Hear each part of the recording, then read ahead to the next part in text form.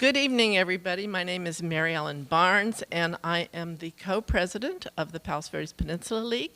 I'd like to welcome you to our candidates forum for the California State Assembly District 24. I'm the moderator, and I'll be sitting over there. So now I want to go over the format and the ground rules. We are taking written questions from the audience this evening, so if you want to ask a question, just raise your hand and somebody will bring you a little paper and pencil and you can write it down, and then when you're done, just wave it around and someone will pick it up. Questions are to be addressed to all of the candidates. All the candidates participating tonight have signed agreements that they will abide by our rules and our timetable.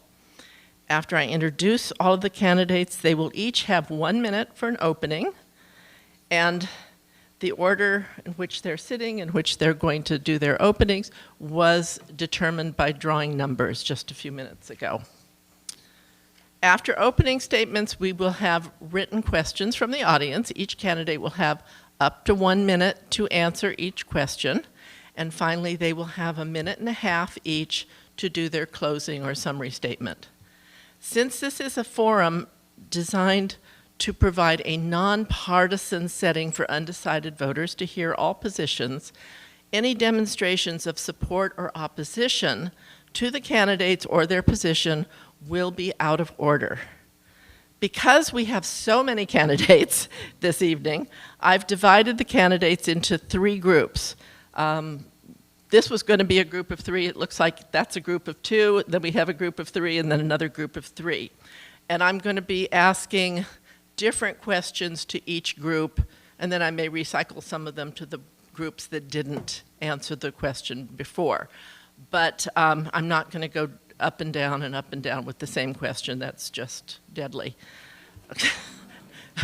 Having been in the audience before, I know that. Okay, today we have 3 timekeepers. We have Cindy Condon, we have Janet, and we have Peggy, and they are doing, oh, and Peggy is doing the paddle, so you'll see that. And if you don't see that for some reason, I'll let you know that your time is up too. So please abide by the times because we are taping this tonight. I will let you finish your sentences, but don't keep going on and on and on, or I will cut you off, and I have a bell over there to do it with. So just be reminded. This is a forum. This is not a debate, so no rebuttals and no personal attacks on each other. Just stick to answering the question at hand. So I'm going to go over to my seat, and then we will start opening statements. And what we're going to do with the opening statements is start with you and just go right on down the line. When we get to the closing, we'll start down there with Rick and work our way back. But everything else is going to be in these little groups, okay? Let me just move.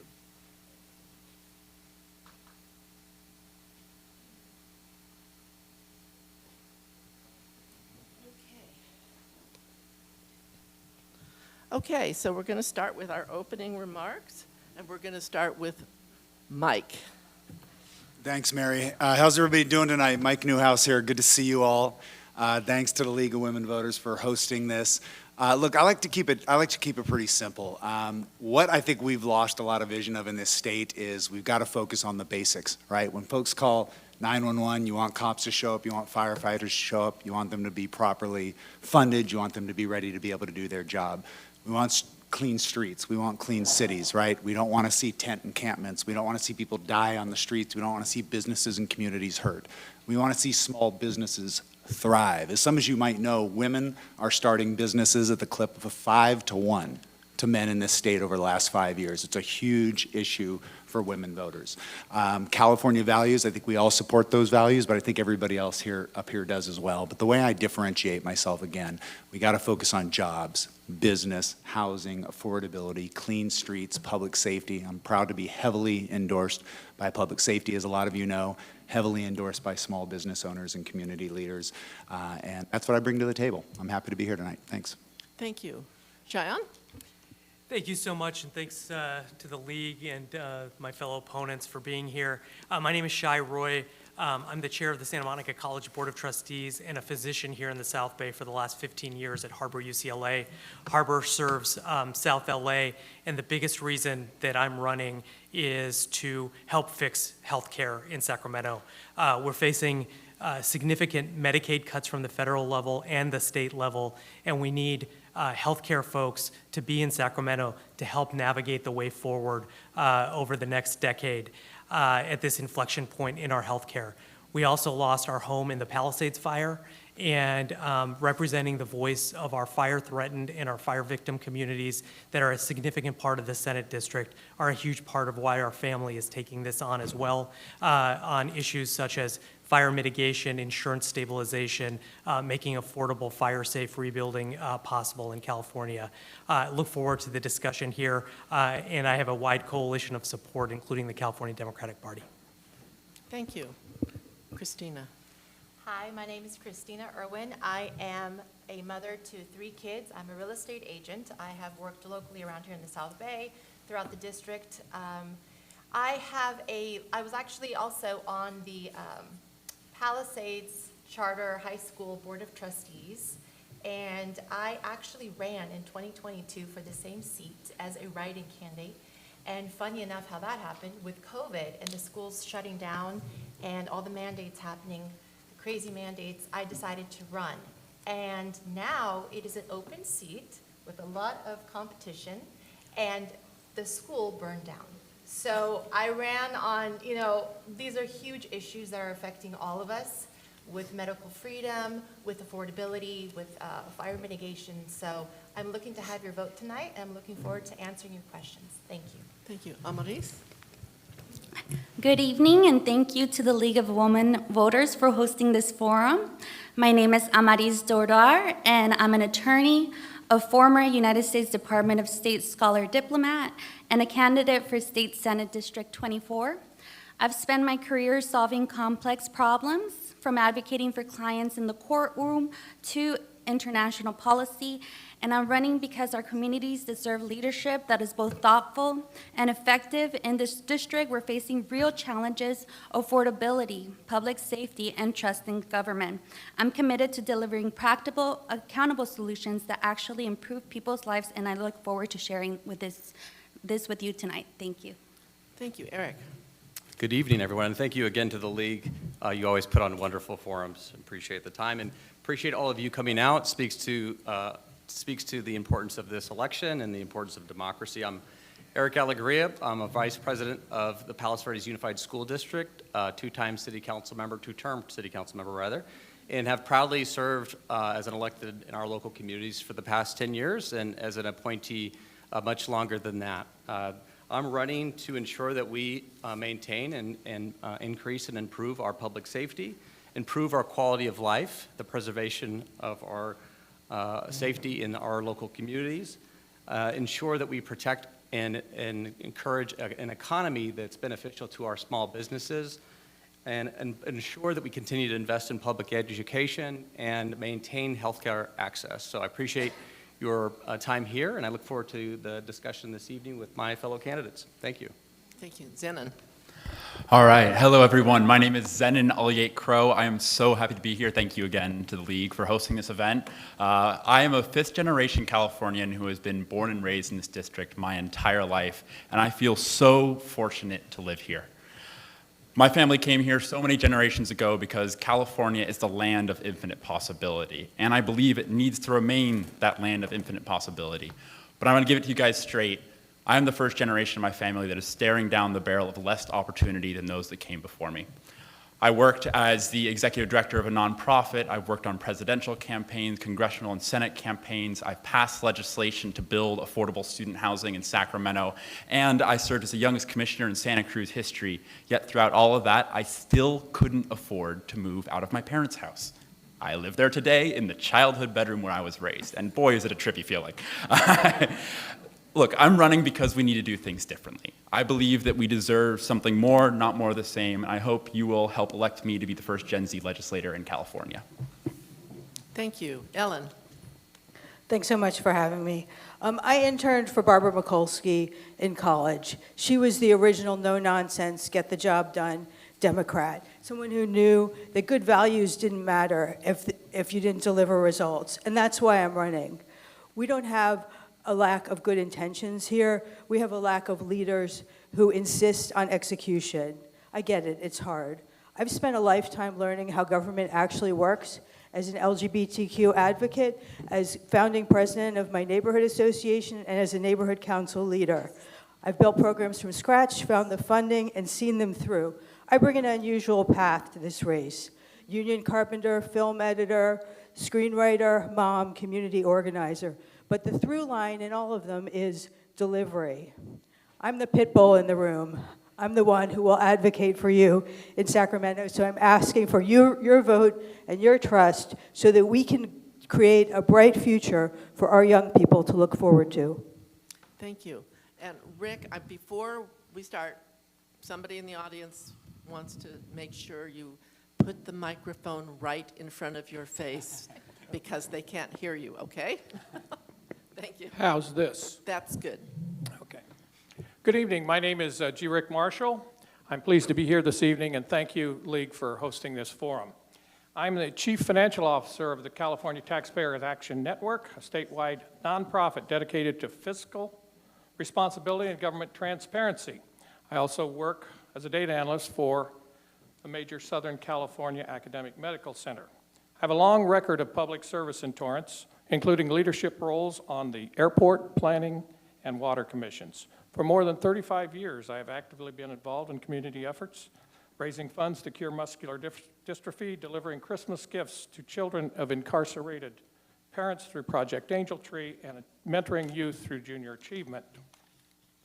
My wife Janice and I have made Torrance our home for the past 35 years, and we have 2 grown daughters, Kirsten and Victoria, both dedicated to their careers and serving their communities. I'm running because we need to make changes to fix California. And I look forward to discussing how to do that this evening. Thank you. Thank you. All right, now we're going to move on to questions. I've got you in like 2, 3, and 3. So you're Group A over here. Just you are. I'm going to start with Shai, and then Mike after Shai. What is your position on activating the windfall profits bill that requires the 5 oil companies controlling California's refineries to release their expense and income so that we can require them to keep prices reasonable instead of gouging consumers? I think anything to increase the transparency of these companies, I think, is a reasonable thing to go forward with. What I will say is the refineries, the way to transition to clean energy, which is the goal, I think, of the majority of Californians, the majority of the people in the district, is bring working people along. And, there's the Torrance refinery here. They have unionized jobs. And part of the reason why it's been such a stable entity here is because, people get paid good wages, can live near where they work. And as we look to transition to a clean energy, economy in an increased way, I look to, bring working people along on that journey. And we can't have working people think that we're going to put them out of jobs by penalizing the companies that allow them to live near where they work. And so it's an all hands on deck kind of approach. Okay, thank you. Mike? A minute or a minute and a half on this? Minute. A minute, okay.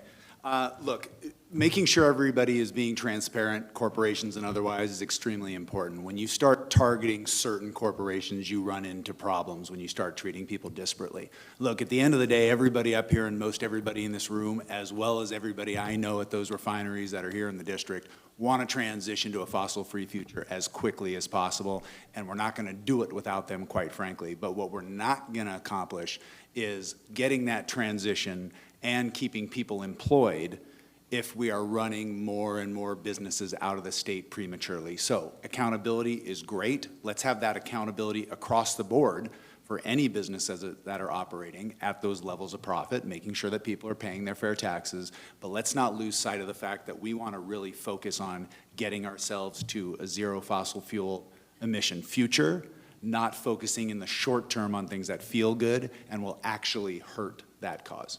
Thank you. Yeah. All right, we're going to the group in the middle here, and we'll start with Amaris. My Let me give you the new question here.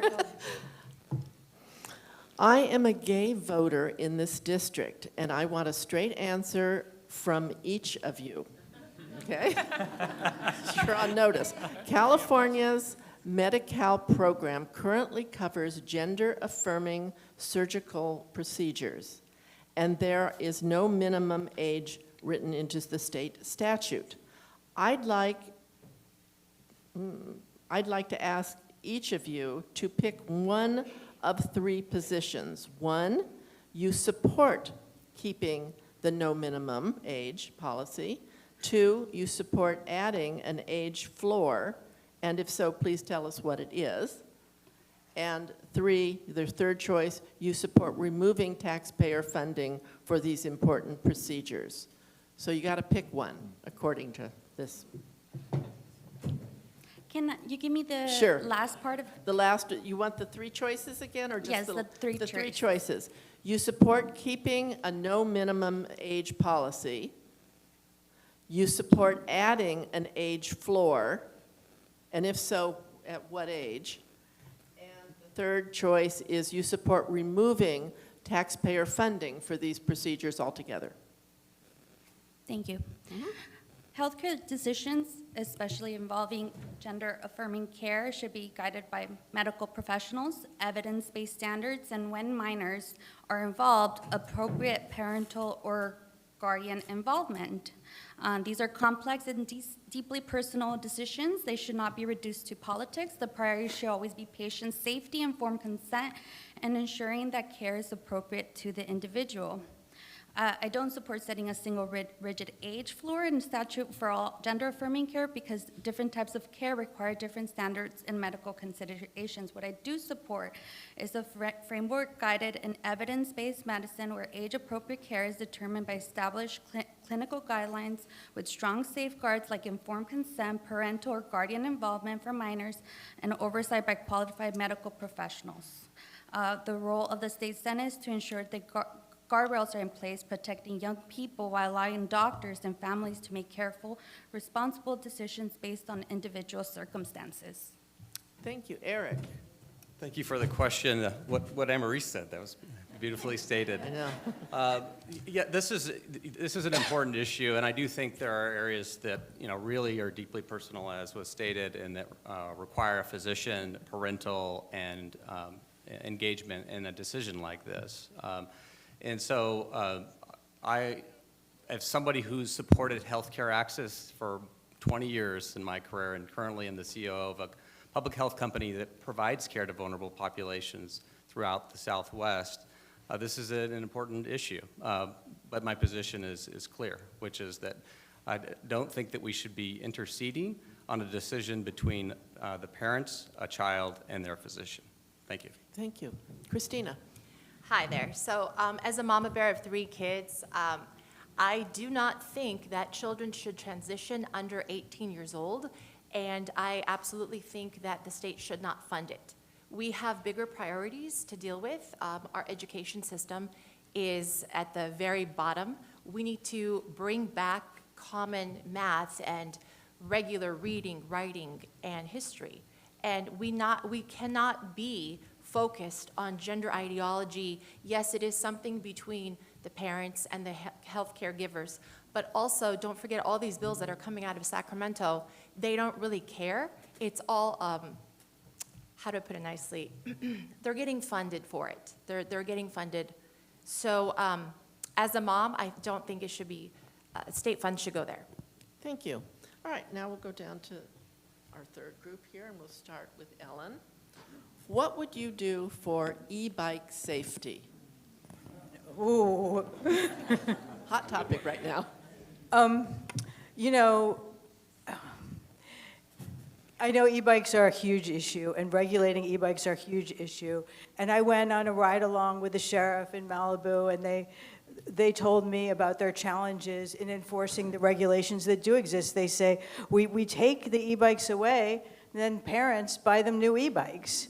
And I think, we've seen when we get new technology, we have an adjustment period, and I think we're in that adjustment period. So we need to lay down really clear rules, make sure that people aren't riding what are effectively motorcycles as though they were bikes, and just set state policy so that we're moving in a direction of greater safety. But it's going to take a little while, right? Because adjustment always does. Okay, thank you. Rick? Yes, e-bikes are a problem, but I think we need to pursue, and I agree that we're in a adjustment period, but we need to license them like we do motorcycles. We need to have age limits, and if those things are violated, then there needs to be consequences.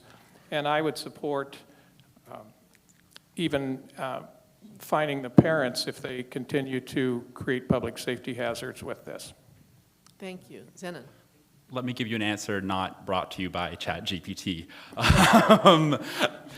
Look, when we talk about e-bikes, we also have to think about the broader traffic violence epidemic. In the city of LA, last year, more people died on our streets of traffic violence than gun violence. Think about that statistic. E-bikes, as they exist, have different classifications. There's different regulations depending on what classification you own. The major problem that we see with e-bikes is people remove the throttle limiters that allow them to go up to 40, 50 miles an hour, darting in on our roads in extremely unsafe manners. We need to regulate the e-bike industry themselves to stop them to allow to build bikes that can be tempered with and can be removing these limiters. That is the issue. The issues are the manufacturers who don't care about the users. This is how we tackle these problems. When we tried to make it so roads were safer, we required seatbelts. And that worked really well because we attacked the manufacturers that were creating these dangerous vehicles. We need to approach the same perspective when it comes to e-bikes. Thank you. All right, next question. We will start down here. We'll start with Mike. Okay. Will you, and if so, how will you carry on the environmental work that current State Senator Ben Allen dedicated much of his efforts to? That's a great question. Ooh, let me get this here. There we go. I appreciate the question. So as a lot of you know, my heavy practice, I own a small law firm. One of the heaviest points of my practice is environmental law. My undergraduate degree is in environmental science. My law degree is in natural resources law and management. It would be one of my top priorities. Ben's been great on the environment, and whoever takes over this position has to be ready, willing, and able to actually jump in with the expertise we need. So as somebody who's been practicing in the environmental law space, in the CEQA space, in the California Coastal Act space, and also in toxics remediation, I come uniquely qualified to obviously deal with these issues. I've also sat on the LA City Planning Commission for the better part of the last 10 years, dealing directly with environmental issues as they affect building, development, CEQA, the Coastal Act, et cetera. So I plan to hit the ground running. It's one of my North Stars, and it's extremely important in this district. And let's just be honest about it. We got the coast from Malibu all the way down to Palos Verdes. It is singular in this state. We got to be ready for it, and I am. Thank you. Shai? Look, I'm proud to be the only endorsed candidate for the Sierra Club, and I respect Ben's leadership on the environment that is so critical in this coastal district. And my voice will be a little bit different than Ben's with, looking at the same, leadership. It'll come from a public health standpoint. My research is on heart disease at Harbor UCLA, and my research shows me that the closer you live, for example, to the Long Beach port, the higher your chances of having heart disease. And I will bring a public health voice to environmental issues in Sacramento, and that's where I'll start. I'll start with the health outcomes and work back. And this is deeply personal to me. As victims of the Palisades fire, we were direct victims of climate change. And this is an issue that I will take on when I'm in Sacramento. Thank you. All right. For the middle group here, start with Eric. Education in California ranks in the bottom third nationally in reading and math, but we spend way more money in California than many other states. As a mom of 4, I want to know what each of you would actually do to fix these classroom outcomes, not more money. So what specific reforms? Thank you so much for that question. My PhD dissertation work has been focused specifically, thank you, Marietta, making sure that public education finance is understood, focused on, but that outcomes are measured.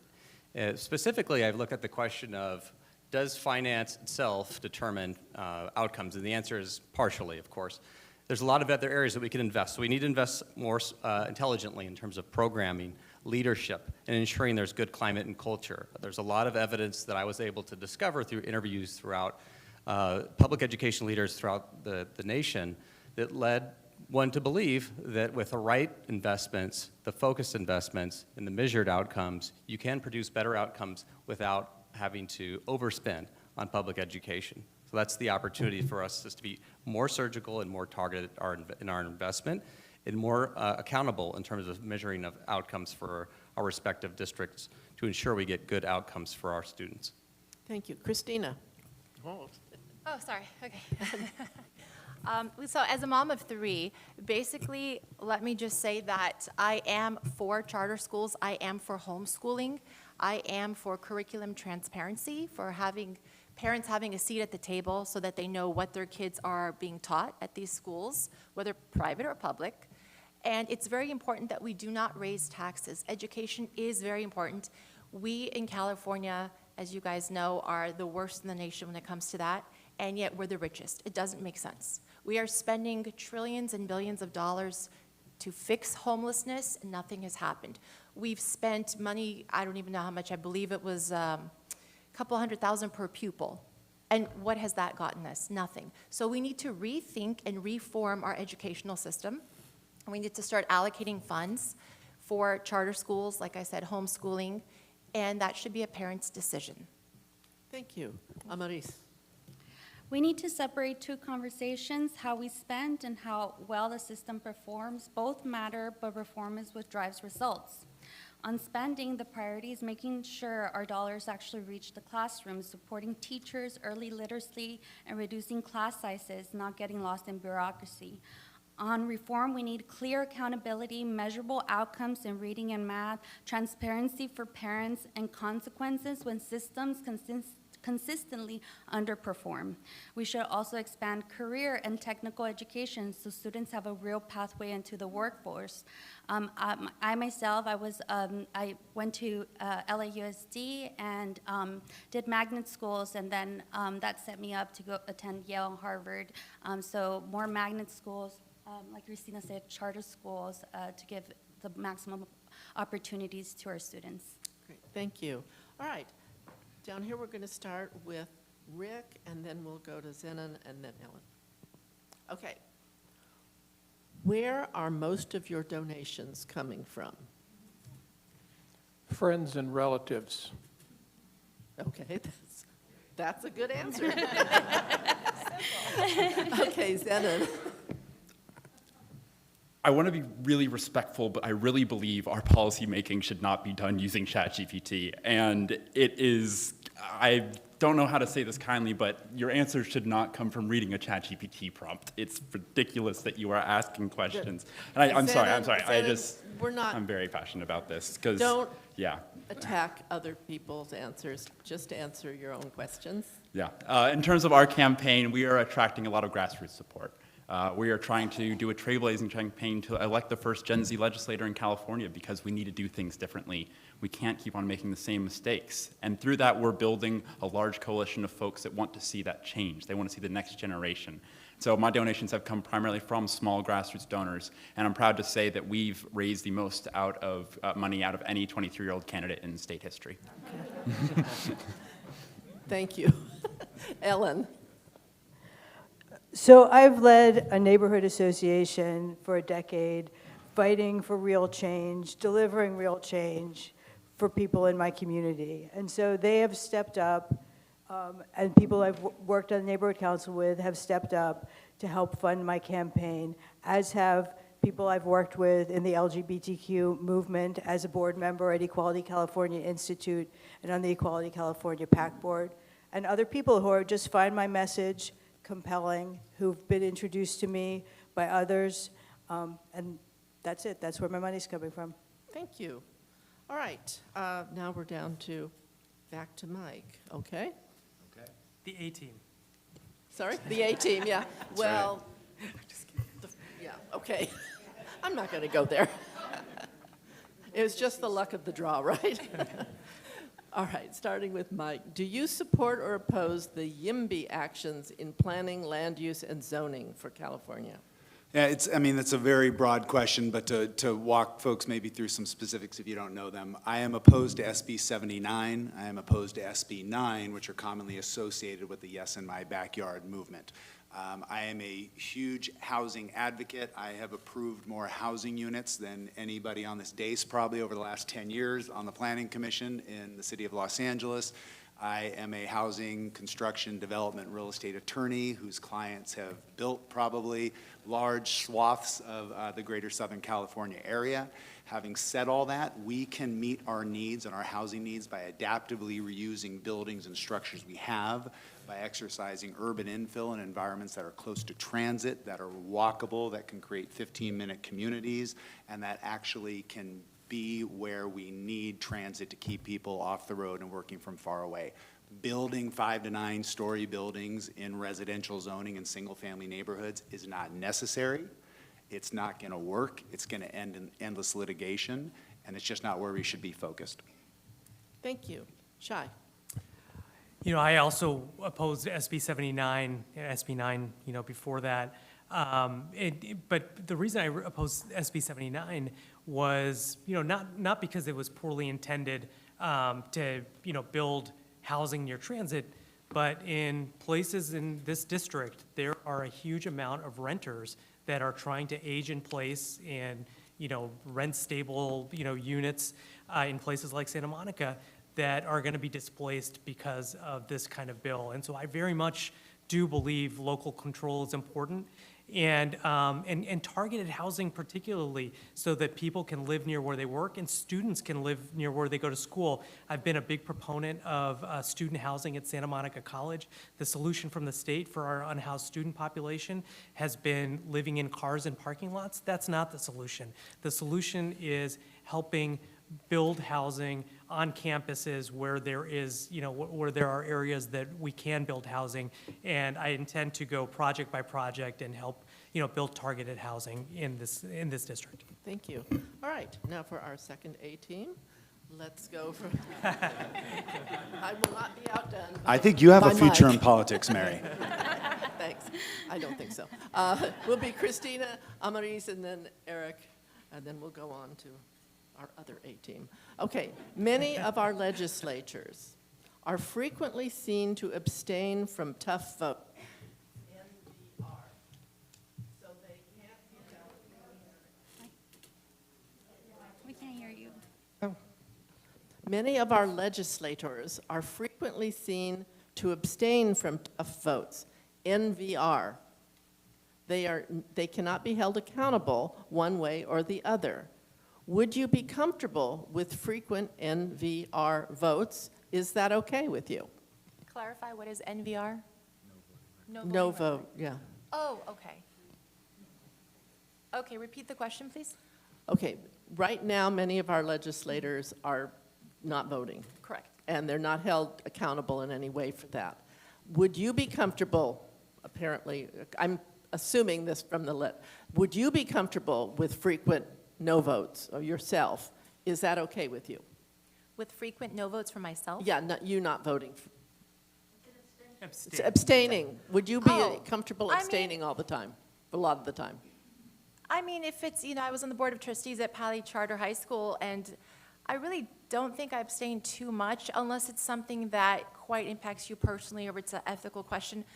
But the bigger picture is being your next state senator, tongue twister, being your next state senator, here we go again, the best thing you can do is be transparent. So I would not feel comfortable voting no voting record or abstaining because, you know, I'll be working for the people. So basically, I'm working for you guys, and as my constituents, I know you want to know what's happening up there in Sacramento, and I feel like right now Sacramento has forgotten about you guys, and I won't do that. Thank you. Amaris? Yes, I agree with Christina that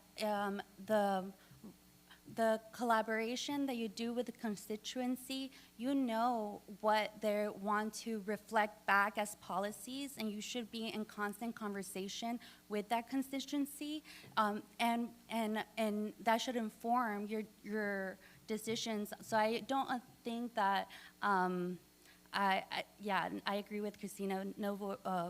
Abstaining from no votings, you should already have in mind what your constituency want, and that should be reflected in your policies. Okay, thank you. And Eric?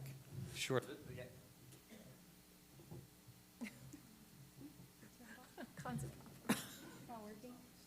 There we go. Thank you, Zen. Yeah, this is a simple answer from my standpoint. It's no. I mean, I think we do our best policy when we're collaborative, and that doesn't mean we're always going to agree.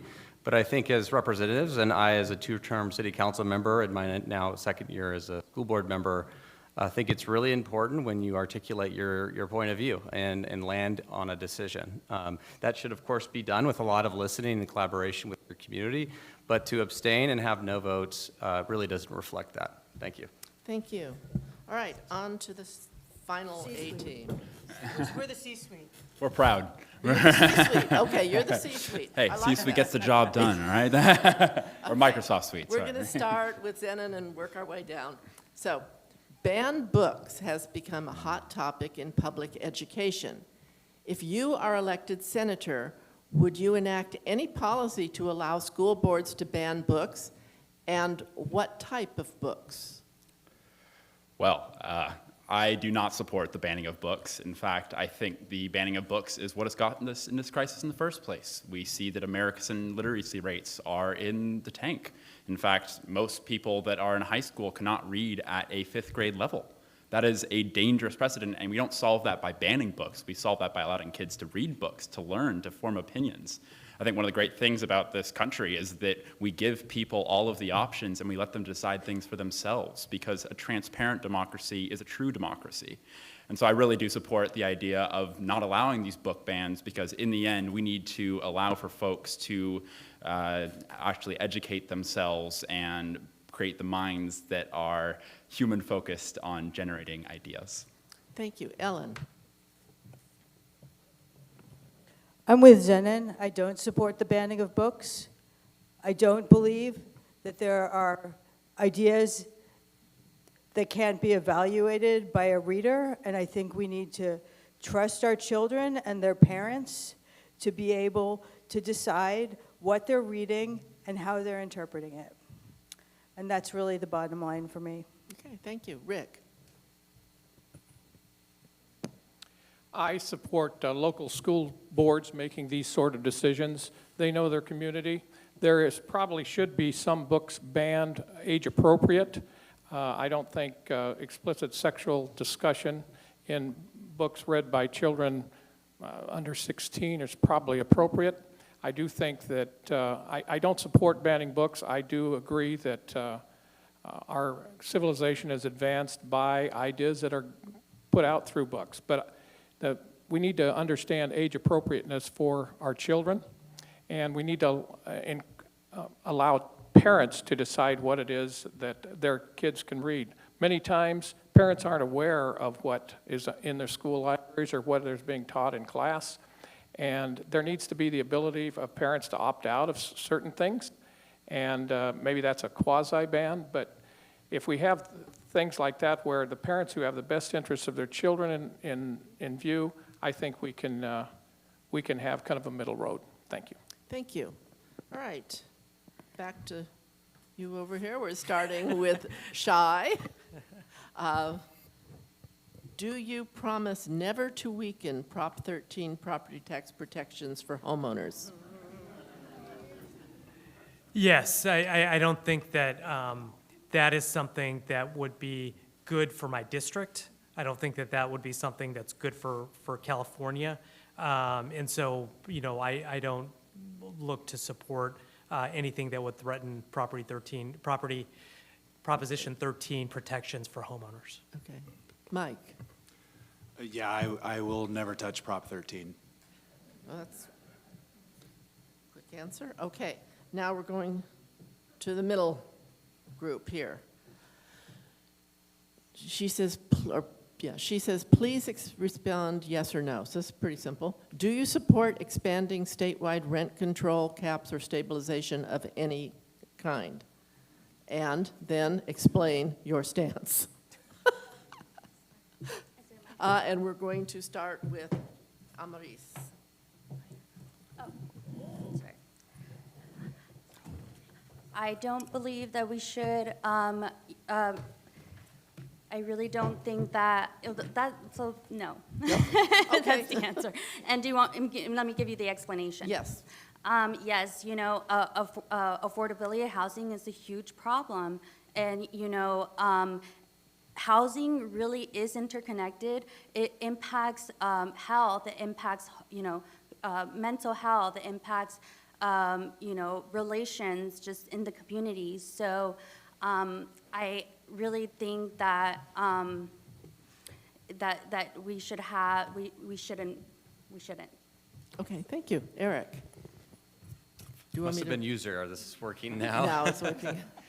Yes, my answer is no as well, and I'll expand. You know, oftentimes when you reflect on the idea of rent control, there's been context over the last 10 years where it's been instituted that you think of the coronavirus pandemic or specific instances where there's a significant impact on the economy. What's lost in the decision around rent control is the fact that the majority of landowners or folks that own small apartment complexes, it's their investment. It's small investors that are doing this, and they have mortgages to pay on those properties as well. And so there's an economic sort of pushing out the balloon effect, if you will, of rent control. So it needs to be, any decision needs to be balanced and stabilized, but I do not support an expansion of rent control in our state.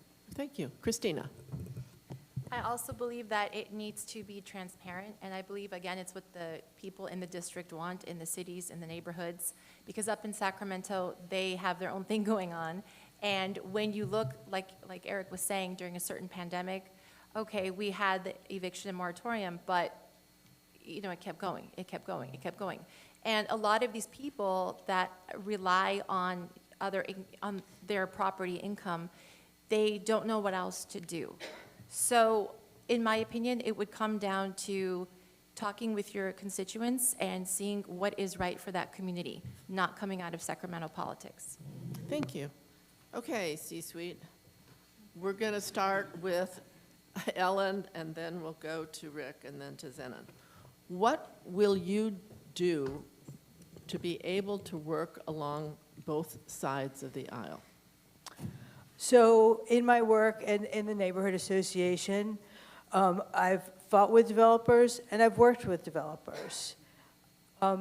In my work trying to get short-term rental enforcement in the city of Los Angeles, I worked with union groups and housing advocates who didn't share all my goals and priorities. It's easy to find common interests and common goals, and I think Democrat or Republican, what we all want is a better California, a California that works, and a California where there's opportunity for everyone, and a California where we're safe and we feel safe.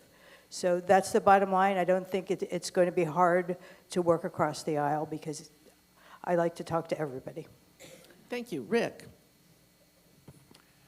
Yes, I would work with, I would be on the minority side of the aisle. And as you know, the majority isn't always interested in what the minority has to think. But I would reach out to the majority and attempt to do things that we could work with together. But the greatest thing that this district could do would be to elect a minority party representative, a Republican, to this seat. And because eventually we get enough people, Republicans up there, we could actually have an impact on what's going on in California. The one-party rule of this state is what's ruining us. And I ask you to take a look at that and to maybe change your vote, to change your life. Because if you're like me, you're tired of what's going on and it needs to change. And you can't do that by voting for people who are going to go to Sacramento and be part of the majority party. We need to have a two-party system in Sacramento so that there's give and take, so that there's debate. Thank you. Thank you. Zenon? I think, like many of you here today, I am fed up with our politics. I am fed up with the way the system is working because it isn't working. And in many ways, I see those feelings of anger and of disappointment at the system that was supposed to empower us and support us all across the political spectrum. And I think more than anything, it boils down to a difference between those in power now and those not in power. And, you know, I agree. In many ways, the one-party state in California has created so many issues. I am in whole heart of support of making sure we are getting behind a lot of the corruption, the waste, the grift that we see in our public contracting practices. It is so hard for us as a state to do anything, and that is so much tied to the red tape that we put on our small businesses. But at the same time, I come from the perspective that I know government can deliver. It can do things. We built the state highway system. We built the state water system. I want to return to that government, the government that does something. And I think working across the aisle with people that recognize the systemic flaws from a generation that's been holding on to power for too long, I will definitely work hand in step with them. Thank you. All right, now we'll start down here with Mike. What is your position on the proposed billionaire tax? Yeah, thank you. I'm opposed to the billionaire tax, and I'll tell you why. And I think this is one of the things Governor Newsom has gotten right, as well as a lot of other people have.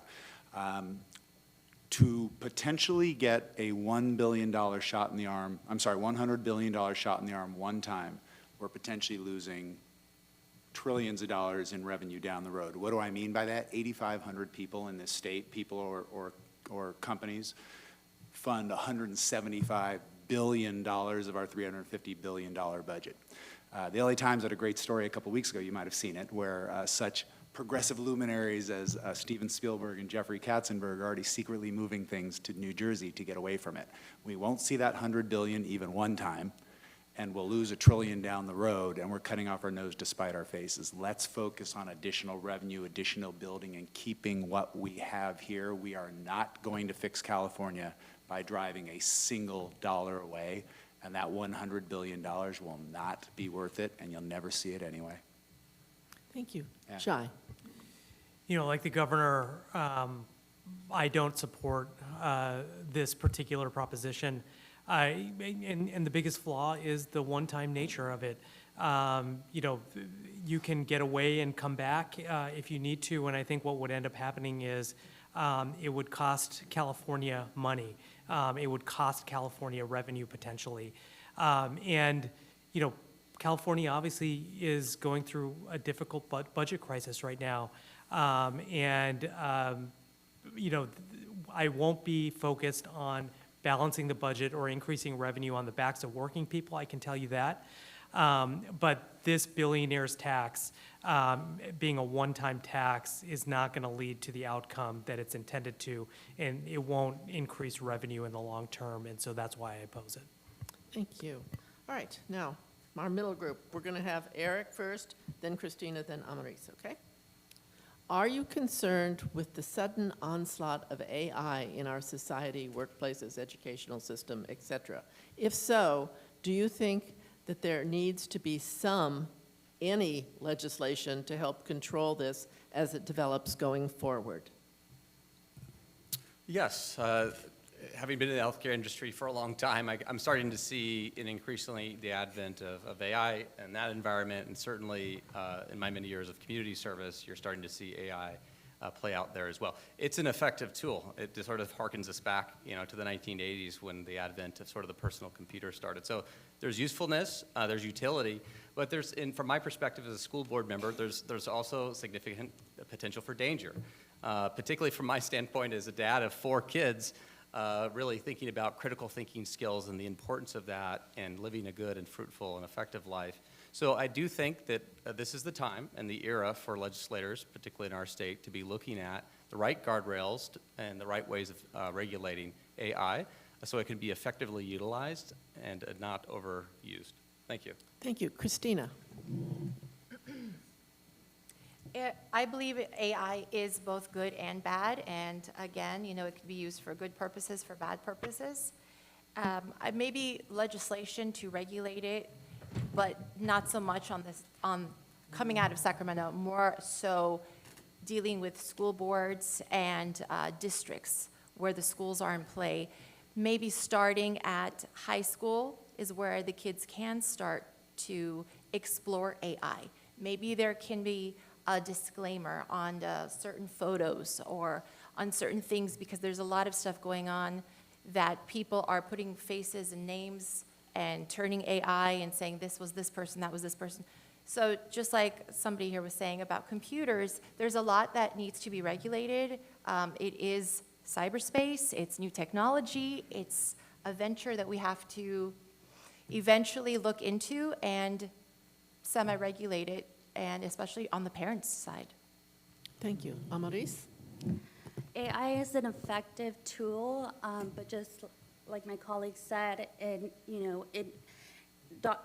doctors are using it, attorneys are using it, teachers are using it, but at least in the legal field, there's misinformation. It's being regulated by the courts, and it's all, for children, it has to be, the parents needs to communicate, with the child on proper usage. I think it could be an effective tool in high school, but again, you need to be able to critically think first and then supplement that with AI. Thank you. All right, down to this group down here. We're starting with Rick, and then we'll go to Zenon and Ellen, okay? What do you see as the most pressing problem facing California today? Overregulation. That we have, if you've read Gulliver's Travels, that's not a banned book, but if you've read that, you see that the Lilliputians tied Gulliver down. He was many, many times larger than them.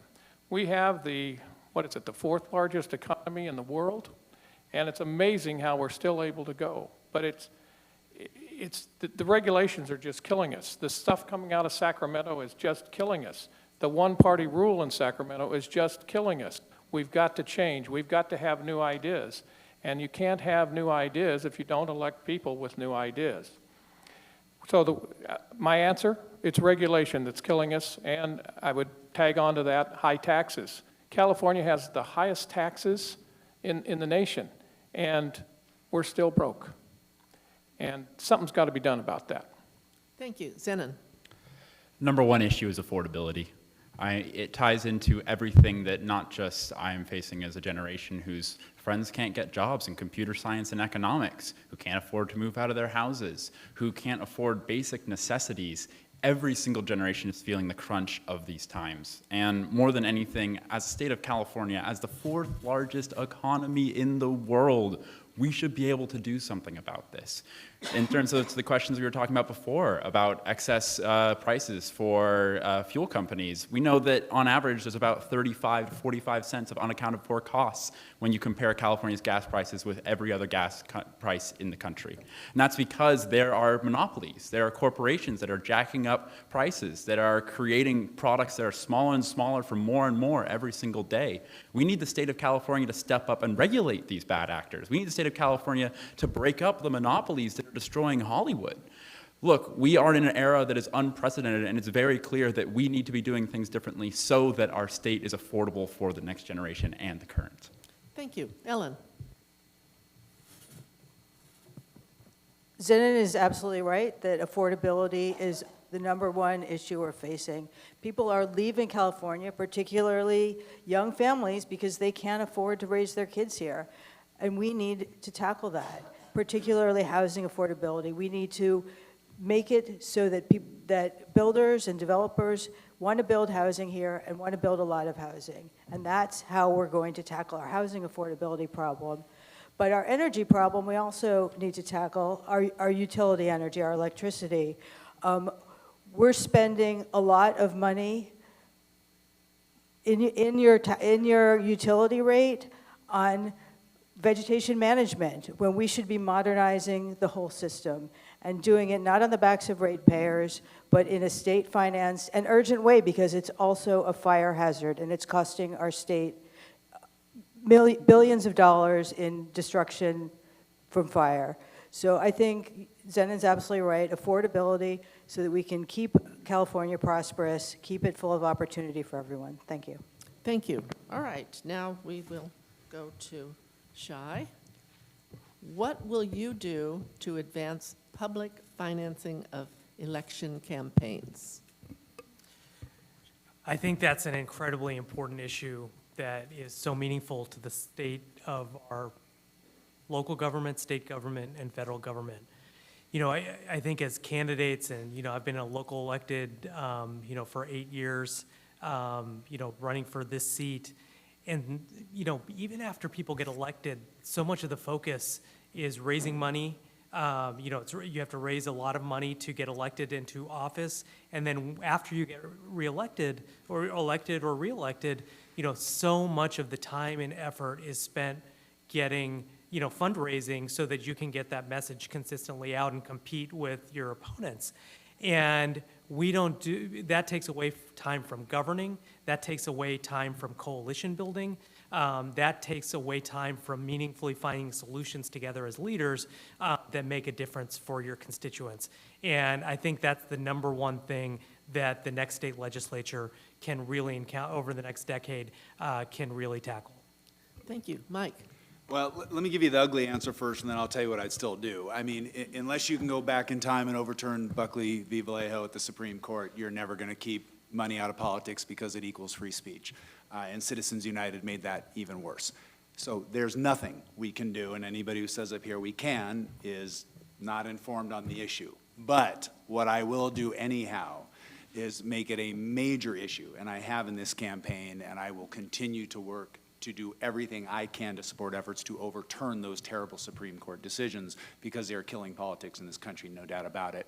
And I put my money where my mouth is. There was an earlier question about, you know, how you financed your campaign. It wasn't for us, but I'm proud to say that, you know, throughout the entire, since the start of this campaign, not only have I been, you know, in the top tier of fundraisers in this campaign, but I've raised more money for more individuals than anybody in this campaign. I have a smaller average donation than anybody in this campaign. I've raised it from 30 years of doing this for free and for fun in my community, starting at the Venice Neighborhood Council, and through my clients and through my family, and that's the best way to combat it as a candidate.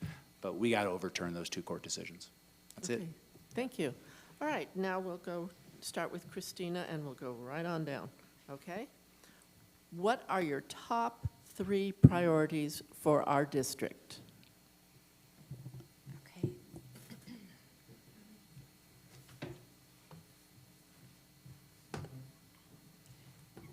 First one, affordability. Second one, wildfire prevention. And the third one is public safety.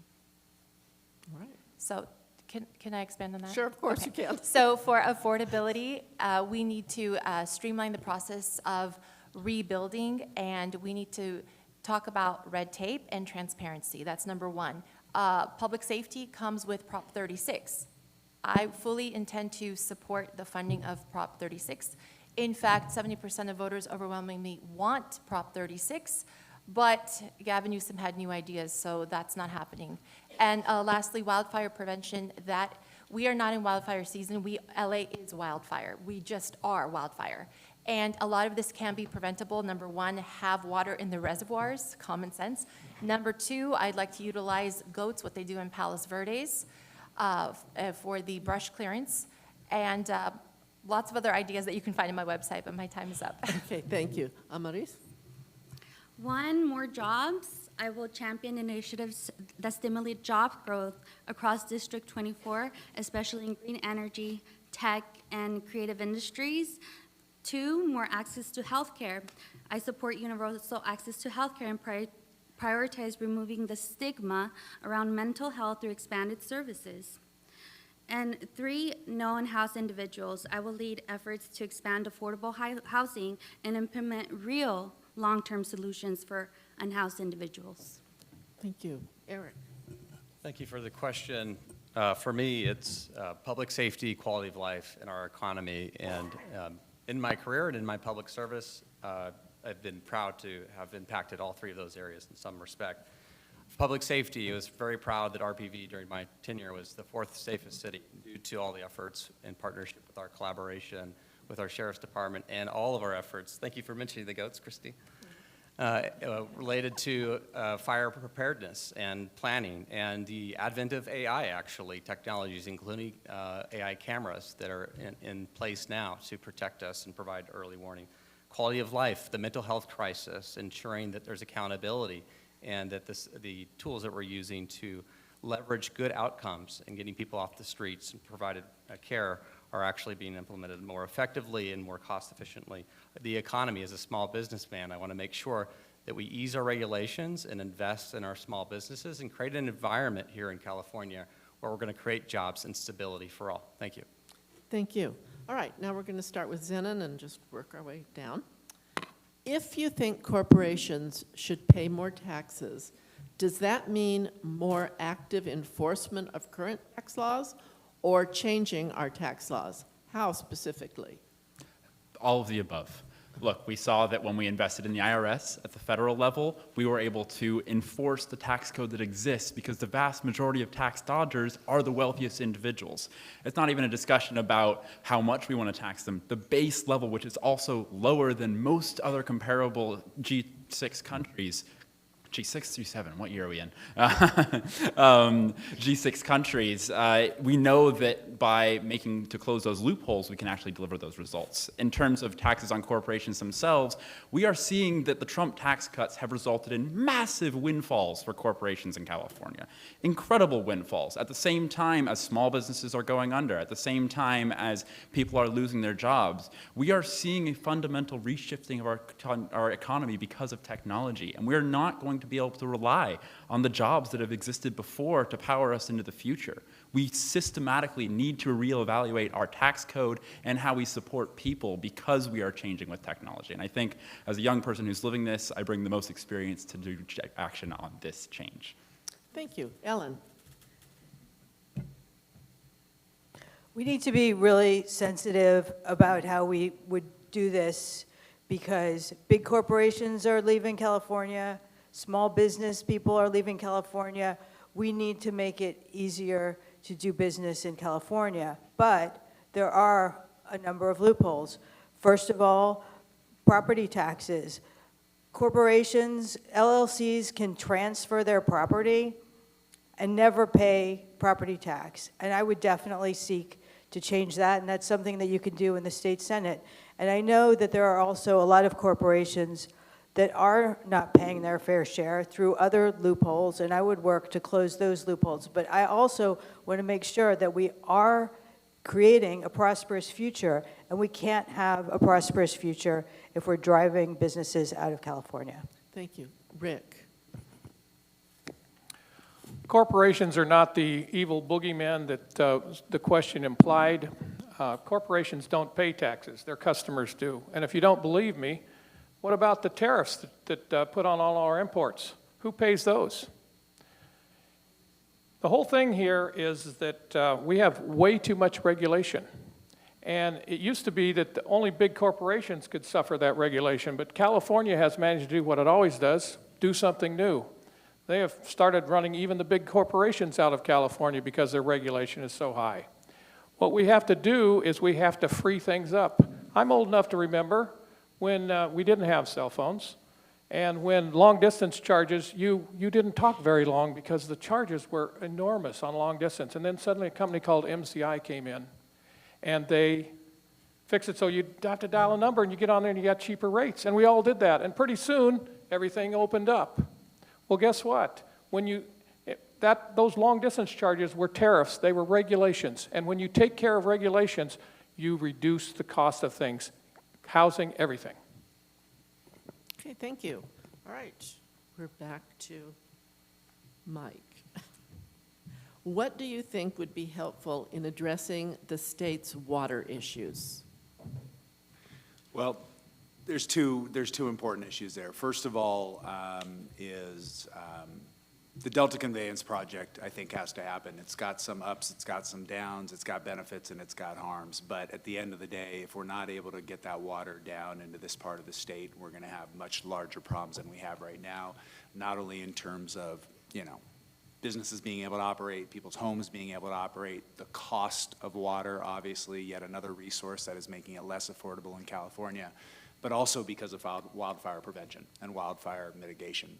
We're just in a situation now where climate change is here to stay. There is no fire season, that was well said, and we're just gonna have to do it even though it's not a perfect solution. I think on the water issue, what we also have to make sure we're doing though is actually treating our stormwater runoff into our oceans. The fact that we live in this bay and we only have actual secondary treatment of stormwater runoff into the ocean in one spot is unconscionable. I mean, to come here and to not be able to go in the water for 3 days after it's rained, what if you came here from the other side of the world as a tourist? How would you feel about California? So we got to tackle it both ways. Thank you. Yeah. Shai. Thank you. It's a critical question for the future of the district. In addition to the, Delta Conveyance Project, I think we need to look at innovative solutions. When I was president of the LA County Medical Association, we engaged with, Las Virgenes Water, which serves a significant part of this district. And they have innovative solutions like water reuse that is not new, but it's new to the area. And then additionally, deep water desalinization. And so there's a number of things that we can do and invest in to help stabilize our water supply. I'm proud to have the support of the majority of the Las Virgenes Water Board as well as the Sierra Club, and it's something that I hope to engage on in Sacramento. Thank you. All right, we're going to start with Amaris, and then we will go to Eric and then Christina here. What is your position on single-sex sports? Single-sex sports? That's how they put it, yes. In boarding schools, there are single-sex sports. Just if there's, girls' boarding schools, men's boarding schools, that's a decision up to the parents. I believe that it is important to have co-ed sports. I was involved in soccer, starting as an elementary. Me and my best friend were the only two girls in a whole entire soccer team, and that really, and then I also did theater with the girls, so it exposed me to both. It helps you, the students socialize, and it's important in college, so I support co-ed. Okay. Eric. Thank you. I was fortunate to be a collegiate runner and also a high school football coach at Santa Monica High School many years ago, and certainly big supporter of Title IX. I've loved seeing the advent of sports as a father of 2 sons and 2 daughters. I get to see them all be active in many ways. So this question, I think the implication of this question has an undertone, and I want to address that undertone, which is to say that to me, all kids deserve an opportunity, especially in youth sports, to engage, participate, and a community. And that's really, to me, fundamentally what being part of youth sports is all about. And I think that's important to cultivate and support. Thank you. Thank you. Christina. No boys and girls sports. Girls need our safe spaces. That's how I feel. Okay, thank you. All right. Down here, we'll start with Ellen. If elected, what are you going to do to not only support but protect LGBTQ people? Okay. As an LGBTQ person, I'm going to do everything in my power to make sure that we are passing laws that promote equality, that eliminate bias, and to make sure opportunity is available to all LGBT people, to be a sanctuary for people who are seeking gender-affirming care, where gender-affirming care has been outlawed, where they live. I'm going to be 100% all in. Thank you. Rick?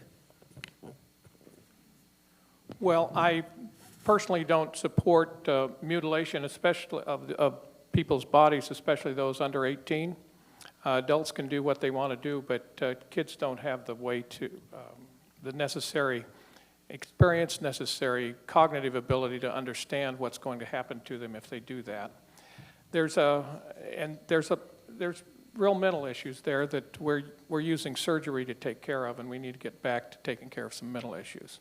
In terms of not discriminating against LGBTQ people, I do not support discrimination against LGBTQ people, But I also know that we as a society have differences of opinion on how all that thing's supposed to work out.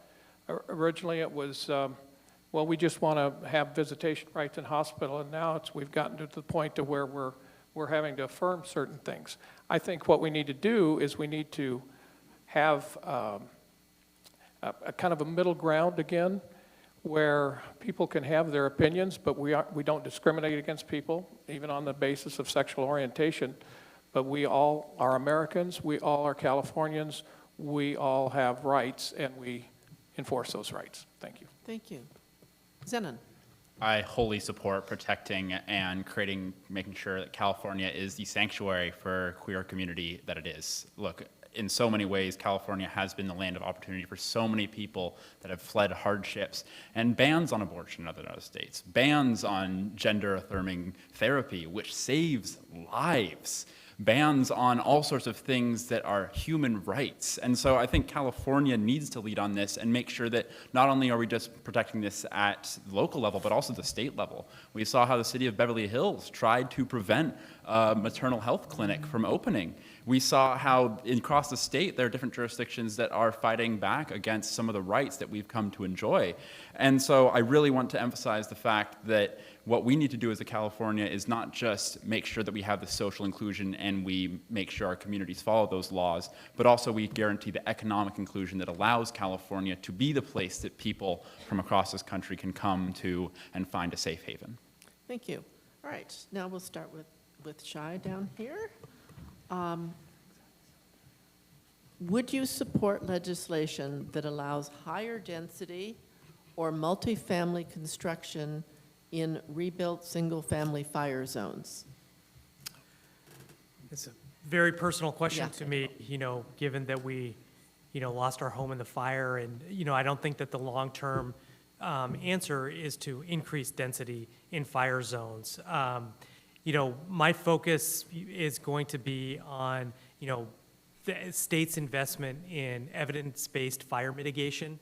If we can another community is going to burn down somewhere in California this year, and anything that the state can do to provide best practices of fire mitigation and lead on it is going to save the state billions of dollars in the long term if it even prevents one wildfire over the next decade. Number two, insurance stabilization. California Fair Plan is not the answer. We need private insurance back in our fire zones. And the way that we can help private insurance come back is to make fire-safe building and rebuilding affordable in California in the similar way that we've incentivized things like solar. And so that's what I hope to engage on and lead on, and my focus will be on making sure that the people who lost their homes in our district rebuild and rebuild as quickly as possible. Thank you. Mike? The short answer is no. We don't need additional density in high fire severity areas. I think that's just, I think if you think differently than that, I think that you're probably just not looking at it from a common sense viewpoint.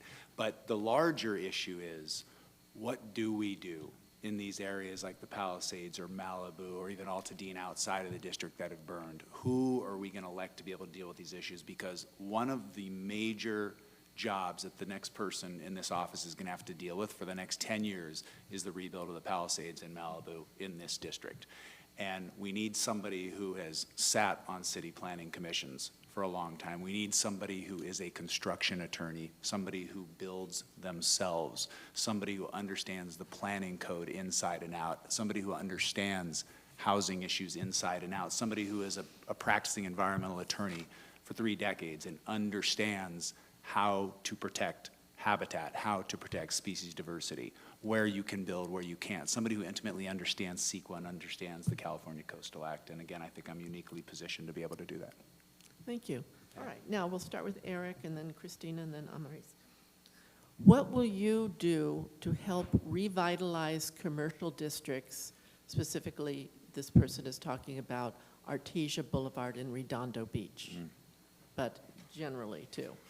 Sure. I'll use a specific example, and it's still sort of in its infancy, but as a city council member in the city of Rancho Palos Verdes, home to the corridor partnered with the city of Los Angeles, we took numerous steps. We looked at traffic improvement, beautification, and then economic development, sort of in those three phases, to improve and revitalize that particular area. So in respect to Artesia, I think in a similar vein. And we did that effectively by synchronizing lights, which improved the throughput by 5 minutes. We were able to beautify some of the area to encourage developers to consider coming in. And we just had, our very first project in that area as a result, as well as gave incentives, storefront incentives to businesses to beautify the front of their stores to encourage that revitalization to happen. So I'm excited about this topic. I used to work for the Community Redevelopment Agency of Los Angeles when it existed many years ago. And I love to see and cultivate an environment and improvement and revitalization of our commercial corridors throughout this district. Thank you. Okay, thank you. Christina. Pretty much the same as Eric. To revitalize the neighborhood, obviously beautification. The one thing that I would, traffic improvement, but the other thing I would add is dealing with the homeless who are in front of the mom and pop shops. That is a big issue. And then we have traffic congestion. So there's a lot that needs to be done in certain areas, not just on Artesia Boulevard, but I do agree with Eric on those issues. Amaris? Our commercial districts are the heart of our neighborhoods. That's where we grab our coffee. That's where the kids, get their first jobs. So I definitely think that we should provide relief for small businesses, tax relief, and also perhaps mean state matching funds for cities, investing in lighting and safety, cleanup, transportation, cracking down on commercial landlords, warehousing that keeps storefronts empty for years while neighborhoods wither. So a thriving commercial district isn't a luxury, it's the foundation of a healthy community. Thank you. All right, now we'll start with Rick and then go to Zenon and Ellen. How will you end our criminal sanctuary policies? I assume you are talking about the illegal immigration problem we have here. What we need to do is cooperate with the federal government in their job. Arizona helped us out when they tried to do their own local state enforcement, and the Supreme Court stepped in and stopped them. It is a federal responsibility. What we need to do is, at least at a minimum, when detainers are issued for illegal immigrants in jail, we need to honor those. We need to allow our law enforcement agencies to honor those. It would be nice if we created more, if we cooperated more with them, because I think there would be less protests and so forth. Right now, we're actually creating our protests, and I don't think that's good for anybody in our community. The United States is a very generous country when it comes to immigration, $2 million a year. Thank you. Zenon? So this is something that's really personal to me. This past summer, when the ICE raids first started happening, I went to downtown Los Angeles to peacefully protest alongside thousands of protesters. And we were met with LAPD in full riot gear who tear gassed us and shot us, and I got shot in the face with a rubber bullet. And that was in direct violation of a court-ordered injunction that said that they were not allowed to use that type of force on peaceful protesters. I think that when we talk about the humanity of people getting ripped from their families, having done nothing but be law-abiding, hard-working people for as long as they can, while the immigration system fails to catch up with their lives, is immoral. And the fact is, we see that sanctuary cities are the key to not just making sure people have safe lives, but also our communities are safe. When we don't have sanctuary policies, people don't report crimes because they fear deportation. They fear the results and the consequences of them being non-citizens, even though they have been law-abiding for years and would like to join everybody here. And so I really want to emphasize that we need to make sure California is a strong sanctuary state, and actually that we make sure we are enforcing our sanctuary laws, which are not being enforced currently. Ellen? Yesterday, a friend of mine had an immigration hearing. He came here seeking asylum, and there was a very, very real threat at home. And he came here and he did everything that was asked of him. He wore his ankle bracelet. He lived peacefully. He did everything you're supposed to do when you're seeking asylum. And what the government was seeking to do was first to deport him to Uganda, not just say, sorry, you can't have citizenship, you can't live here. They were going to deport him to Uganda. And then more recently, they were going to deport him to Ecuador. And he's gay, and it would have been very, very bad for him to be deported to these places. We have immigration laws, and immigration laws have a way to be enforced with warrants, with hearings, with promises made and promises kept. There are rules. As long as we abide by the rules, we should be fine. But in this current environment, we should not be helping what's happening now. Thank you. All right, now we'll start with Mike. I think this is going to be the last round of questions before we do our closing. All right, what do you see as the most pressing problem facing California? I thought we had gotten that, but Did you ask? I thought I asked that to you guys. Oh, I see. We're going. Gotcha. I'm I pulling out. like the question. I like the question because I think it has a couple of different answers. The number one issue facing California right now is absolutely affordability, but it's used as a buzzword, unfortunately. What does affordability mean? It means that we complain about an affordable housing crisis when we haven't allowed people to build anything in 30 years. It means that we complain about gas and energy and food being too expensive when we overregulate the very businesses that could make them more affordable. It means that we talk about how expensive it is to protect yourself or all the things you have to do to be safe, but yet we don't properly fund fire, we don't properly fund law enforcement. It means that we talk about all of the money we have to put into climate change, but yet we don't properly protect our resources. We don't properly protect our oceans, our air, and our water. So it's a larger issue, and you can't just focus on one thing. What we need is people who will get up here. I mean, I sort of joke with people. You've heard me say this before. I'm like a 1992 Bill Clinton blue dog. It's the economy, stupid Democrat. Like, I'm a Democrat up here, but you hear me saying a lot of things that moderate Republicans might have said in the past. We have to just get down to common sense, issue by issue governance, and it all is going to make it much more affordable. Yeah. Thank you. Access to health care is under attack. And, we're facing gigantic Medicaid cuts, both at the federal level and at the state level.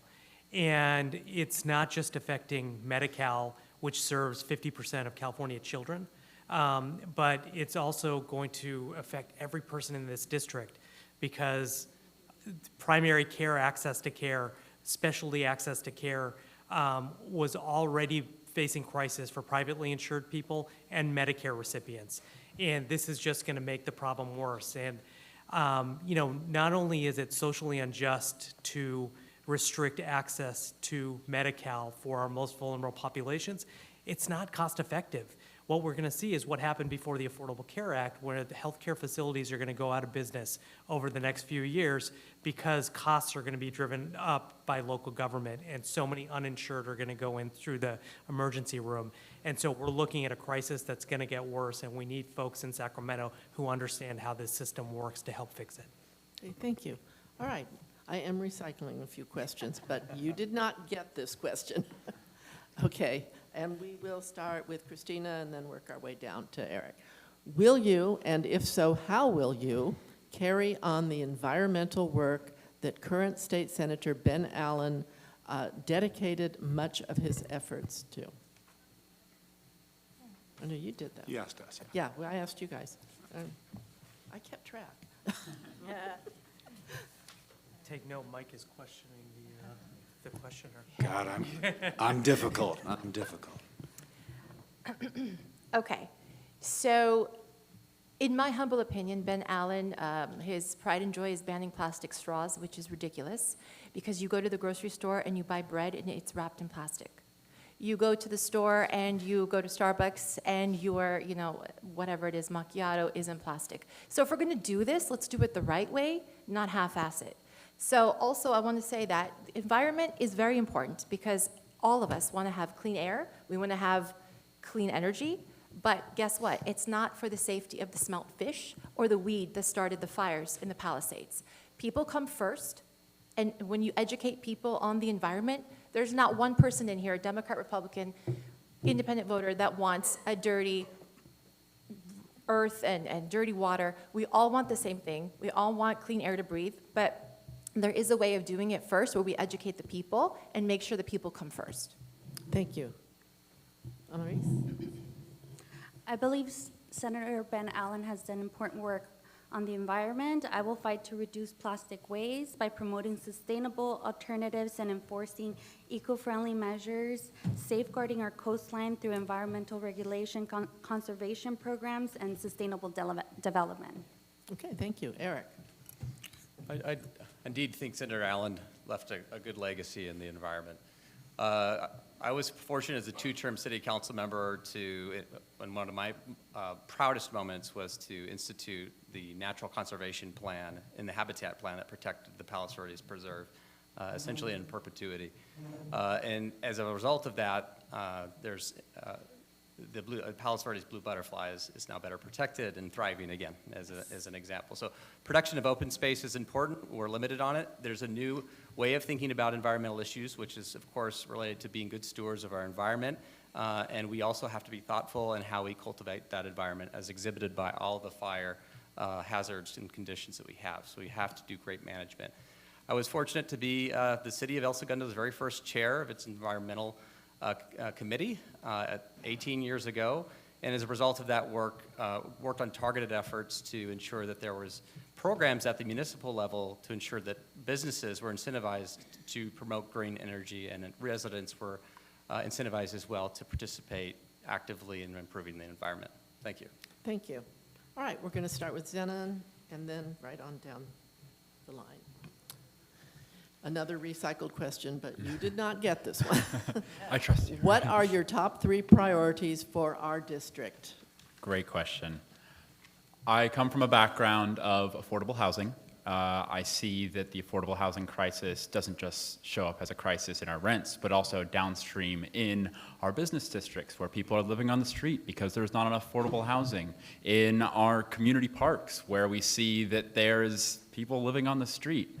Second, I would also be focused on making sure we are fighting back against the Trump administration's rollbacks of environmental protections. We've seen how the administration has tried to open up offshore oil drilling in the Santa Monica Bay, which is insanity to me. As a state of California, we banned onshore oil supporting infrastructure, which was good, but we just saw how the Trump administration reopened some oil supporting infrastructure in Santa Barbara because we sat on our hands for such a long time and we didn't actually dismantle this inactive infrastructure. So I want to take a step further and dismantle this infrastructure. The third thing that I would focus on is making sure that we are fighting for the next generation of politics. I think in so many ways our politics are broken because of the way we've always done things. I've led in Sacramento and passed legislation that people have tried to kill because we increased the scope and made sure that everybody was fighting for it. And that's something I want to bring to making sure we are solving in this government. Thank you. Ellen, your top 3 priorities. Number 1, I want to make sure we're building more housing, and I think that there's a lot of ways that we can make it easier for developers to get their shovel in the ground that is going to make them able to build more and to build more different stuff and to build at scale. And I think that's a number 1 priority. Number 2, we need to mitigate our fire risk as a state. Fire is causing tremendous destruction, and the fact that we're letting it is increasing our insurance costs. Number 1, we've known for decades that our old, outdated utility equipment starts fires, and we have not modernized it, and we have not removed it. And we need to do that and build out our grid so that we can make good on our clean energy future, because we have really laudable greenhouse gas goals to keep climate change to a reasonable level, and we're just not equipped in a regulatory fashion to meet those. I want to make sure we're meeting them, and I want to make sure that we're building out our capacity so that we can have our electric cars, so that we have the grid for it, and so that the utility turning on utilities is no longer a barrier to housing being built, which it is. Thank you. Rick?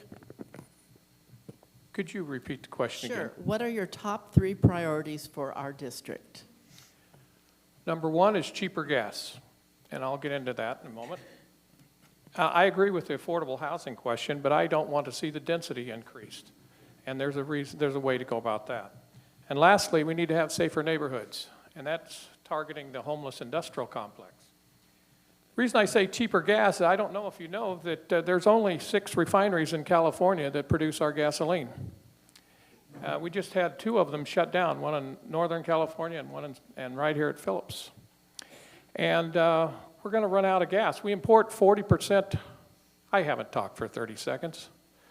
We are going to run. We import 40% of our oil right now. We're not allowed to drill. We have plenty of it here, but we're not allowed to drill. Those increase the cost of our gas. It's not possible to get to our energy future we want to get to if we get rid of gas. It's not going to happen in my lifetime. Maybe it'll happen in some of the younger people's lifetime. It's not going to happen in mine.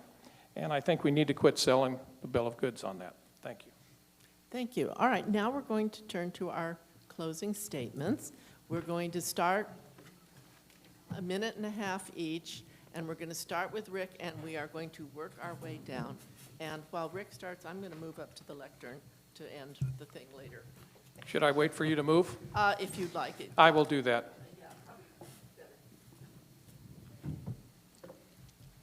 Okay. California collects some of our country's highest income business and fuel taxes and now spends over $300 billion a year. And yet, everywhere you look, California seems to be falling apart. Where does all that money go? Our roads are crumbling, and because of mismanagement of forest and water resources, wildfires have turned our neighborhoods into ash. Drug addiction and homelessness have transformed parts of Los Angeles and San Francisco into no-go zones. The ever-rising cost of living makes basic necessities like groceries and gas unaffordable, even as our state government spends billions on welfare programs that never seem to lift anybody out of poverty. The City Journal reports that unemployment insurance and Medicaid has failed.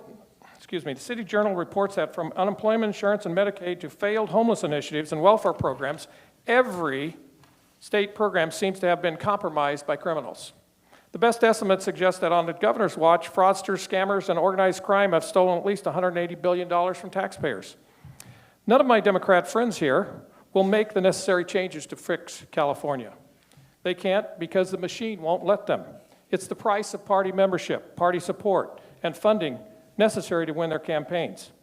I don't have that same problem. I ask for your vote to fix California. I ask you to change your vote to change your life. My name is G. Rick Marshall, and I ask for your vote. Thank you. Ellen? Thanks so much for your attention, and thanks so much to the League of Women Voters for over a century of work fighting to make democracy work for everyone. That's more urgent than ever now. I'm not a career politician. I'm someone who spent many years devoted to the unglamorous work of making government deliver. And I know the difference between talking about change and making change. And I know what it's like when you sit across from a bureaucrat and they tell you that something is completely impossible, and you do it anyway. That's not a talking point. That's my life. Leaders across California are taking notice. The California Democratic Legislative Women's Caucus, the Legislative Jewish Caucus, the Women's Political Committee, my assembly member, Rick Chavez-Zabor, they all endorse me because they know that I'm the real deal. And here's what I believe, regardless of party. Californians are sick of government that overpromises and underdelivers. Californians want results they can actually see, and that's the standard I'll bring to Sacramento. When you send me there, I will fight to defend our democracy, protect our rights, civil rights, voting rights, reproductive rights, and I will work every single day to make sure California is full of opportunity for everyone, not just the billionaires. I'm the relentless advocate up here, and I'm asking for your vote. Thank you. Zenon? Thank you guys so much for being here today and staying until 8:30 p.m. to hear two races worth of candidates. Seriously, you guys are active and involved voters, and I have so much respect for you taking the time to be here. I think that it's gone? Can you hear me all right? Do you probably need to touch the little button? The battery just died on it. Oh, okay. Okay. I think you've heard. Okay, what? Oh, they timed out. Okay. Oh. Take 3. By the way, love the entertainment industry. We got to keep it in Los Angeles. I think a lot of us have very similar ideas for how we want to and what we want to do in Sacramento. But the question is, how will we do it? Let me tell you a quick story just to close out. When I was working on affordable housing legislation in Sacramento, we had a bill to make it easier to build affordable student housing for students off campus. We had a ton of initial support. Everybody was on board. We got to our first committee, and they said they're going to kill our bill because it's going to build too much affordable student housing. And if we build too much affordable student housing, what about the other types of affordable housing? It made no sense. But as Sacramento happens, they tried to, at the 11th hour, kill our bill where we had no time to maneuver around it. Guess what? Because I'm a different generation, because we come from a different way of doing things, we took our problems to social media. And we got 400,000 people to send in calls, letters, talking to the legislators, put visibility on this issue to say, this is ridiculous, we need affordable student housing. And guess what? A bill that everybody thought was going to be dead got through that committee. And then it got signed into law, and it's building affordable student housing across the state. When I go to Sacramento, I don't want to just be the legislator you send to Sacramento. I want to govern with community, not just for community. The way we make change is when we all come together and pressure people to make that happen. And I hope you will empower me to be the first Gen Z legislator in California so we can make that difference together. Thank you, Zenon. Eric. Thank you all for hanging in there with us. It's wonderful to be with you. Mary Ellen, another great job of facilitating, so thank you very much. Thank you. Obviously, it's been a joy to share this experience with my fellow candidates. We have, I believe, the most democratic Senate district race that we've probably had in some time, given all the forums that we've had in conversation. There's a lot of great intentions, but intentions are not enough. We need a senator who's going to deliver results. And when the coronavirus pandemic struck, I worked to operate my city through that process. When the Portuguese Bend landslide struck, I declared a state of local emergency and moved quickly to initiate resources for our community. When the wildfires threatened our communities, we didn't wait for Sacramento to solve the issue. We brought stakeholders together to implement real solutions, including artificial intelligence cameras. When our school facilities were falling apart, which is still a challenge, I worked to campaign for our local school bond. When I was a California Film Commissioner, I was a big supporter of instituting millions and millions of dollars of tax incentives. Right now, California has some real challenges. Healthcare costs are rising, coastline needs protection, our school needs real investment. I'm a leader who collaborates and works to bring people together, and since we're in the city of Torrance, I'm proud to be supported by former Mayor Pat Fury, a council member Assam Sheikh, as well as former council member Cliff Newmark, president of the school board Anil Muhammad, and also school board member Dave Ziegelbaum. I'm Eric Allegria, and I appreciate your support. Thank you. Thank you. Maurice?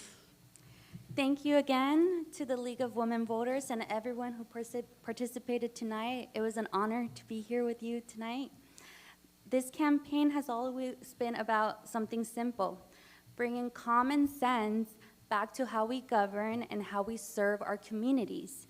I'm running as an attorney, a former scholar diplomat with the United States Department of State, a problem solver, and someone deeply rooted in District 24. We face serious challenges: housing, public safety, affordability, but also real opportunities if we approach them with clarity and discipline. I'm not running to make promises. I'm running to solve problems and deliver outcomes that people can actually feel in their daily lives. Thank you very much. Thank you. Christina? California is one of the most expensive and most beautiful places to live. Sacramento keeps making it worse. Isn't it time to change? Isn't it time to get rid of the status quo? I will eliminate the gas tax. I will suspend the gas tax. I will oppose every new tax, new fee, and every new regulation that raises costs on families and small businesses. I will fight to fund Prop 36 for our safety, for your children's safety. I will make wildfire preparedness the first budget priority. While Sacramento politicians focused on national political theater, communities in the Palisades and in Malibu and surrounding areas lost everything. I will make wildfire preparedness the top line item, not an afterthought funded with scraps after every other Sacramento priority is satisfied. I have been endorsed by Senator Shannon Grove, who fights for kids in Title IX. I've been endorsed by Senator Tony Strickland, Assemblyman Carl DeMaio, Senate Majority Leader and now running for Lieutenant Governor Gloria Romero, former Democrat, Sheriff Alex Villanueva, former Democrat, and the Howard Jarvis Taxpayers Association. So if you guys want a fighter and if you're sick of the status quo, I would love your vote. Thank you. Thank you. Shai. Thank you so much to the league, to my fellow candidates, and to everybody who's been watching this for the last hour and a half. Look, I'm a coalition builder who has spent my career tackling tough challenges in every part of this district for the last 15 years. You know, I've lived in the Santa Monica Mountains. I've lost a home in the Santa Monica Mountains. Our family has lost our home, and we're looking to lead our community out in a rebuild effort. I've been a PTA president for my son's elementary school. In Santa Monica and West LA, I've been Dem Club president. I've been chair of the Santa Monica College Board of Trustees. I've represented our delegation at the California Democratic Party. Down here in the South Bay, I've worked in the South Bay for the last 15 years serving the patients and the families in this district. And I've been president of the LA County Medical Association, including at the beginning of COVID. I've been a leader who brought people together to address problems that benefit the constituents in SD 24. And that's why I'm proud to have a wide coalition of support that includes the California Democratic Party, SEIU California, AFSCME California, the Sierra Club, 22 out of the 26 electeds in Santa Monica, the majority of Malibu and Agora Hills City Councils, and folks in Torrance like Council Member Bridget Lewis and former Assembly Member Warren Furatani. I'm proud of my diverse coalition of support, and thank you for considering my campaign. Thank you. Mike. Thanks, Mary. Thanks to the league and all my fellow candidates. It was good having the Republicans here as well today. I enjoyed that. We should do this a few more times. Look, when I close, different things kind of come into my mind. And really, I think at the end of the day, you got to look at why is somebody running and can they do the job, right? Affordability is the problem right now. It's not abstract to me. As a lot of you know, I grew up poor. I was a kid who was, my family was evicted from our home 5 times when I was in high school. I luckily had a grandfather who was a union carpenter, taught me his trade. I was a wood shop kid in high school, and I worked my way through USC as a carpenter. And I still remodel homes to this day.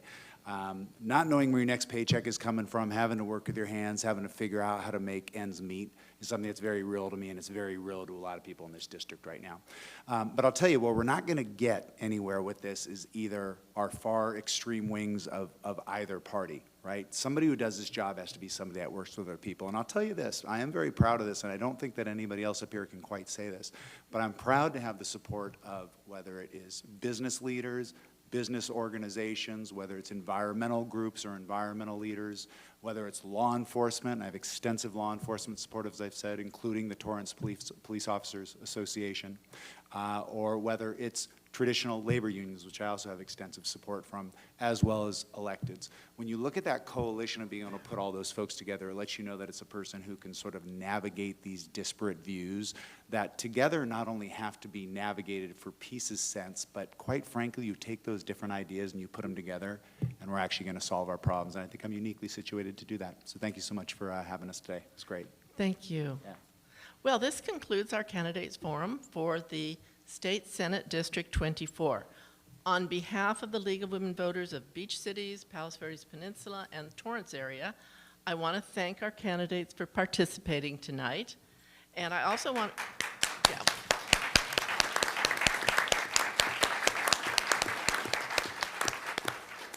I also want to thank the City of Torrance for assisting with this venue and for Torrance Community Television for taping this forum. Thank you all for attending. This forum is now over. You too.